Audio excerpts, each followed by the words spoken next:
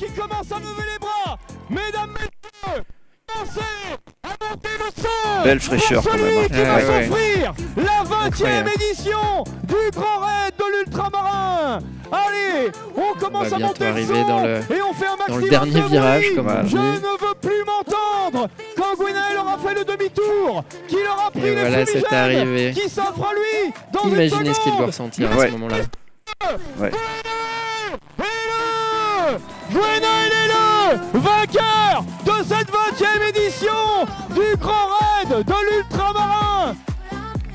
Performance incroyable, la joie extatique d'un athlète qui aura vécu de façon quel bonheur, quel plaisir de voir Gwenaël arriver ici. Gwenaël est le qui finit en plus en pleine lucidité. Possession incroyable de ses moyens physiques après plus de 15 ans. Regardez-le, voilà la joie. La joie aussi de retrouver le public. Il ne pouvait rien lui arriver. Et il court encore. Voilà. Non, c'était pas assez long. Il va aller toucher les mains. Et c'est peut-être la meilleure façon de terminer un grand raid. Incroyable. Il va profiter à fond. Les souvenirs vont être incroyables. Regardez-le. L'arrivée magique. Il est très très heureux. Quel bonheur. Il est porté par l'énergie de la victoire. Incroyable. Et Gwenaël qui va pouvoir dans un instant soulever le trophée. Que ce trophée il a été apporté hier par Patrice Carvévon, le premier vainqueur, et c'est Pierrick Moreau, le président de l'association du Grand Raid, qui lui remet ce trophée. Gwenaël est là. Je suis très content pour Gwenaël. On voit la joie sur son visage, grande joie.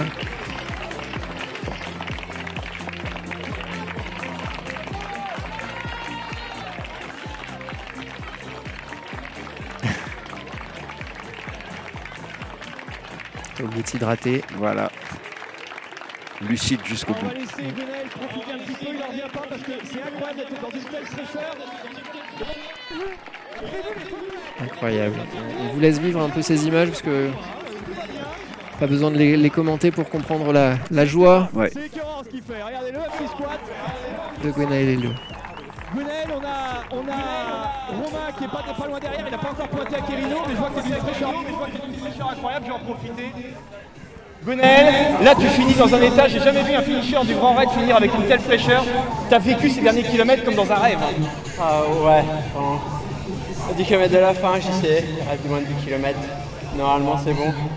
Et au fur et à mesure, 9, 8, 7, on arrive sur le Conlo, on me dit 4 minutes. Ouais, dans ma tête c'est fini quoi. On arrive sur les 3 derniers kilomètres, on profite. Et tu le connaissais le final, tu as déjà gagné ici, tu as déjà brandi les fumigènes, mais est-ce que c'est pareil ou est-ce que c'est un petit peu plus fort encore aujourd'hui? C'est plus fort. Le faire une fois, c'est bien. Et essayer de le refaire une deuxième fois, c'est énorme. Sachant qu'en plus, je me suis perdu, donc j'ai 5 km de plus.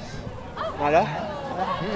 Donc là, j'ai un petit peu plus et puis avec Romain, on s'est tiré la bourre quand même sur la première partie avant le bateau.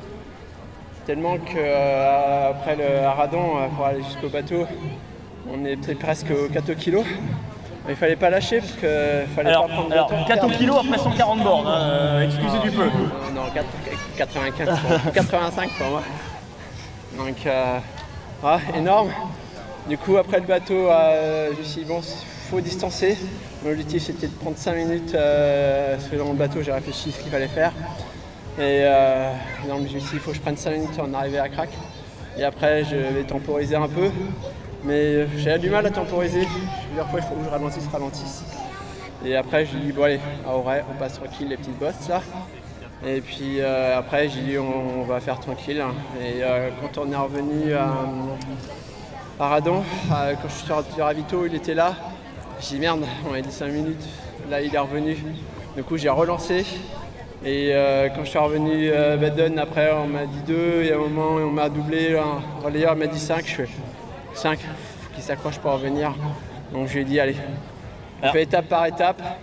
On va voir Baden, 10 km pour arriver à Vannes. Et à Vannes, c'est dire allez, c'est bon quoi. Alors ce qui est incroyable, c'est que tu as été lucide tout le temps. J'ai l'impression que là, tu as fait le fanfaron, tu as profité de ta victoire, j'ai l'impression que l'émotion, elle commence à monter et que là, tu es en train de réaliser que tu as fait un truc juste gigantesque. À 2 km de l'arrivée, là, ouais, c'est le sourire, la banane qui arrive pour dire on profite. On regarde le chrono, on arrive à Pont-Carino, 1,5 km, on regarde, 1 km, c'est bon, c'est fini, on peut profiter. On peut tout relâcher, la pression. J'étais dans ma bulle quand même, parce qu'il ne fallait pas relâcher quand même.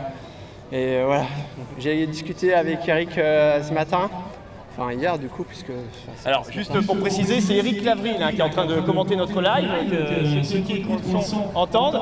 Et Eric, c'est lui qui te coach, il doit être tout fier là-haut. Hein.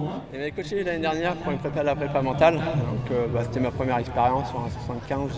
Physiquement, j'ai pas tenu, donc là j'ai changé ma prépa, donc... ça a payé et je lui ai dit je vais prendre des risques.